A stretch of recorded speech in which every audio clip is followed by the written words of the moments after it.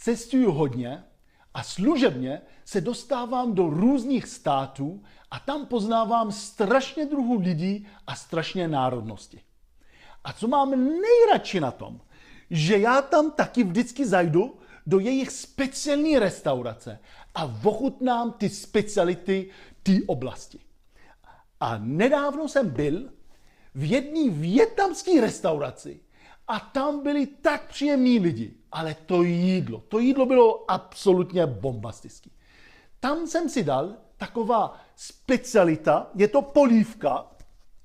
Ta polívka se jmenuje a ta polívka je tak známa po celém světě, protože je velice dobrá. A já, protože jsem se úplně do toho takhle zamiloval, tak jsem řekl, že já musím vám udělat tuhle polívku.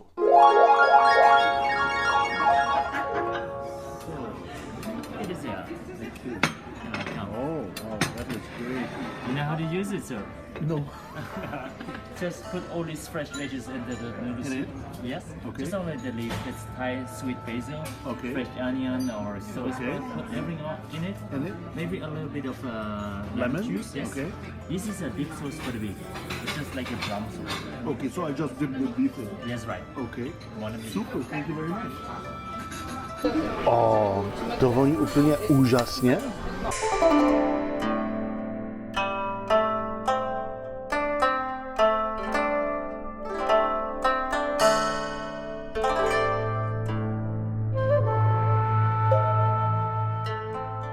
A abych vám udělal tuhle úžasnou polívku, tak jsem potřeboval koupit speciální ingredienty, které jsou vietnamský nebo azijatický.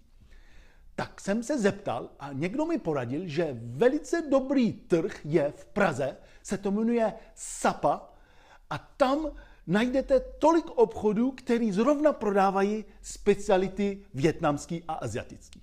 Tak tam se vypravil a tam jsem koupil úžasné věci, protože tam jsem byl překvapený, že to nabízejí. Tam jsem například koupil čerstvý koriander. To k tomu přidá úžasnou chuť. A nebo velice zajímavý, do té polívky se používá, co se jmenuje thajská bazalka. A pozor, my tady v Evropě známe italskou bazalku, to používáme na pizzy a takhle, ale to má úplně jinou chuť než thajská bazalka. Taky jsem tam koupil sojové výhonky, super, a do toho se taky trochu dává pálivý papriky, to taky je moc dobrý a zdravý. A samozřejmě do té polívky se dává rýžový nudle, a tam jsem to taky koupil, toho měli kvanta různé velikosti, já jsem koupil takovou široký, aby to bylo víc prezentační. A tady jsem tam taky koupil, tohle je, to je černý kardamon. Jsou dva druhy kardamony, zelený a černý, tak tohle je černý, jsem to taky tam našel a koupil, bylo to super. A tam jsem taky koupil cukr. Do té polívky se používá speciální cukr, se to jmenuje kamenný cukr, on je takovej trochu hnědej a tam to taky prodávali, tak jsem měl z toho taky strašnou radost. A taky jsem tam koupil, co se jmenuje rybá omáčka. Rybá omáčka je hodně intenzivní. Je to hodně silný, protože to voní jako nějaká ryba, která byla hodně stará, ale ono se do té polívky přidá strašně málo a tím pádem opravdu tam tu chuť není cítit. Jo? To znamená, nebojte se to tam. A taky potřebujeme takový ingredienty pro tuhle polívku, ale ty ingredienty už se dají taky koupit tady v normálním supermarketu. První věc jsou to zelený cibule, pak normálná cibule, fenikl, hřebíček. Tohle je velice zajímavý. Tohle je badián se jmenuje a to se používá tady v Česku taky na cukroví na Vánoce. Velice dobrý, úplně to je super, já tohle miluju. Tady je koriander, ale kuličky. Tohle je cinnamon nebo skořice, limetky, zázvor a ještě budeme potřebovat maso. Budeme potřebovat maso a kosti. To je basically, tahle polívka je dvě části. První je takovej ten vývar a potom na to se dává taková ta čerstvá zelenina. A ten vývar je hovězí, to znamená, budeme potřebovat Kosti. Jaký kosti? Například tady byl řezník velice příjemný, on mi udělal žebírka s masem, tady je harfa nebo různý morek můžete tam dávat.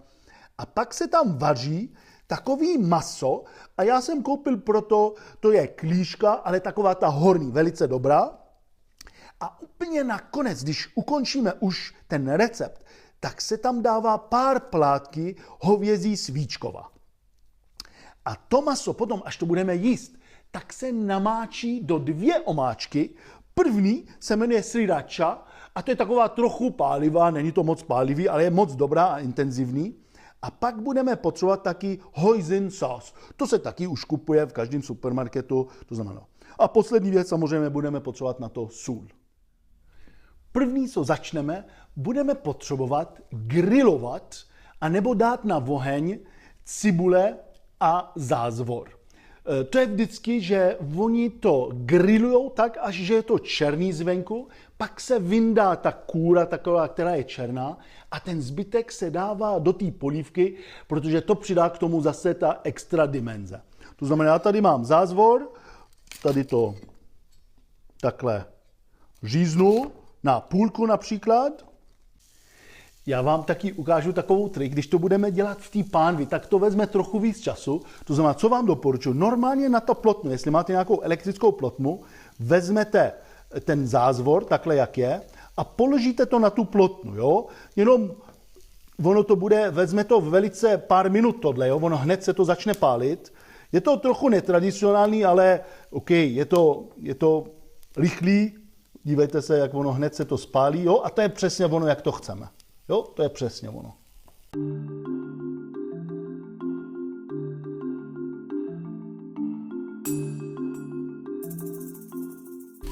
Tady vám ukážu, jak to vidíte, že je to už černý, tak už je čas to vyndat z té plotny. Tady vám chci jenom ukázat, co jsem udělal. My do té polívky nechceme dát takový ty černý, co se nám spálilo, to znamená, já nožem jenom jsem to vyndal a tím pádem mám to připravený pro tu polívku.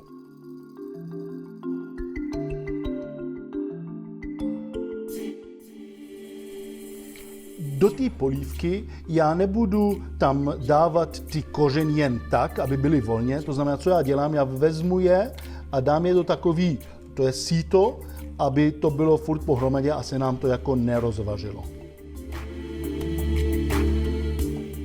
A teď už jsme připraveni, aby jsme sestavili tu polívku. První věc, co uděláme, tady mám hrnec, kam jsem dal na 3/4 plný vody a já vezmu teď ty kosti a dám to do té studené vody. To bude opravdu super chutnat, ty kosti. Teď tam dám prozatím jenom ty kosti a počkám, až se to začne vařit. Tady už ty kosti se mi začaly vařit a teď já tyhle kosti budu vařit cca těch 15 minut a budu u toho vyndavat taková pěna. Já vám to tady ukážu, podívejte se. To znamená, tahle pěna, tu nechceme, to je taková, nemusí tam být, protože nakonec nezapomeňte, my chceme krásně širou polívku nebo vývar, jo? To znamená, tohle vyndáme a necháme těch 15 minut teď jenom vařit a furt budeme vyndávat, když tahle pěna se tam nám vytvoří. Ten vývar se nám vaří a teď už je to tak těch 15 minut a já teď vezmu to maso, co budeme vařit, tady je ta klíška a já to přidám k tomu vývaru. A já teď přidám všechno, co jsme tady připravili. To znamená, ty cibule do toho přidám, ten zázvor takhle v těch kouskách, taky ten cukr, ta rybí omáčka a to koření. Je ideálně, když budeme vařit cca ty 2 hodiny, protože my chceme, aby to maso se nám dobře udělalo. Znamená 2 hodiny bude se to vařit na střední oheň a pak vyndáme to maso. Po vyndání to maso, ten recept originální se to dělá 8 až 12 hodin. Typicky ve Vietnamu tohle se dělá přes noc, to znamená večer se připraví tahle polívka, nechá se vařit celá noc a potom ráno, když se probudějí, tak tahle polívka je připravená k jídlu. typicky ve Vietnamu tohle taky jedí k snídani a protože je tam tolik energie, tak ono jim to vystačí na celý den. Já osobně nemám rád vařit tu polívku celou noc, protože já u toho nemůžu spát. Jak doma to voní, tak já nemůžu usnout. Tak to já nedělám. Ale co dělám? Ráno v 6 hodin se probudím, začnu tuhle polívku a v 1 hodinu po obědě mám úžasnou, dobrou pho. Už se nám to vaří ty 2 hodiny a to maso už je udělané. My nechceme, aby to maso se rozpadávalo, chceme, aby ještě to mělo takovou aby jsme do toho mohli kousnout. To znamená, já to vyndám, dám to na talíř a přikryju to.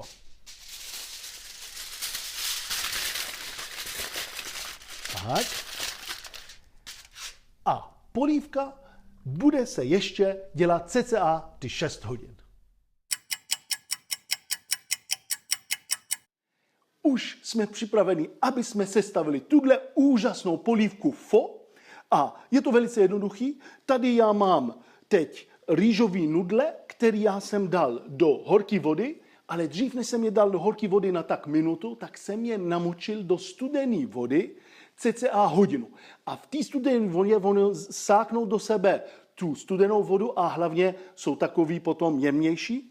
Pak to dám na tu minutu, aby se vařili ve vařící vodě a jsme připraveni, aby jsme to dali do servírovací talíř.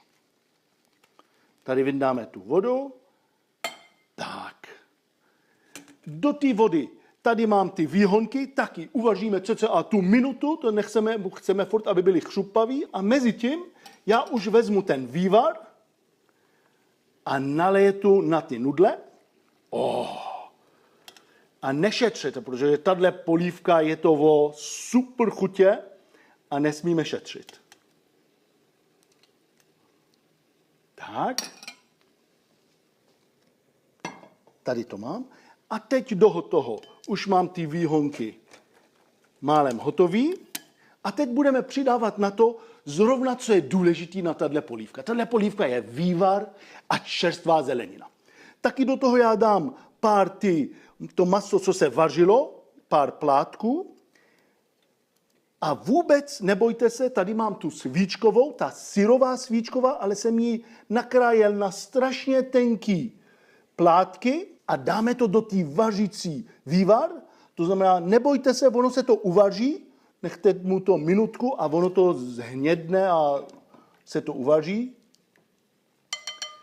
A teď na to přidáme tu zeleninu. To znamená, budeme na to přidávat ta thajská bazalka,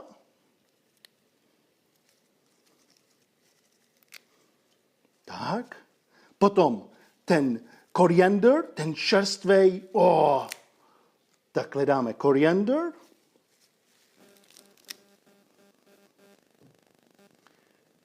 limetka, ta je k tomu dobrá, taky to tam takhle dám, trochu ta cibule, zelená cibule takhle, tak. Aha, už výhonky tady mám, to znamená, já je takhle jenom zamíchám a dám je.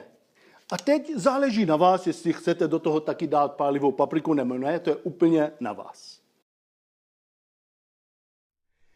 Et voilà, tady to máme. Já z toho mám absolutně velkou radost, protože samozřejmě čekám na to 8 hodin.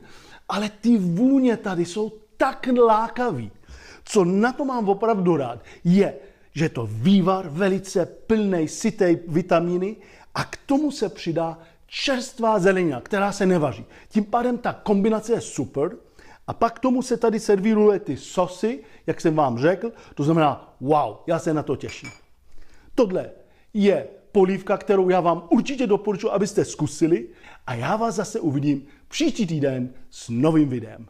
A to nejdůležitější, teď jdu to ochutnat.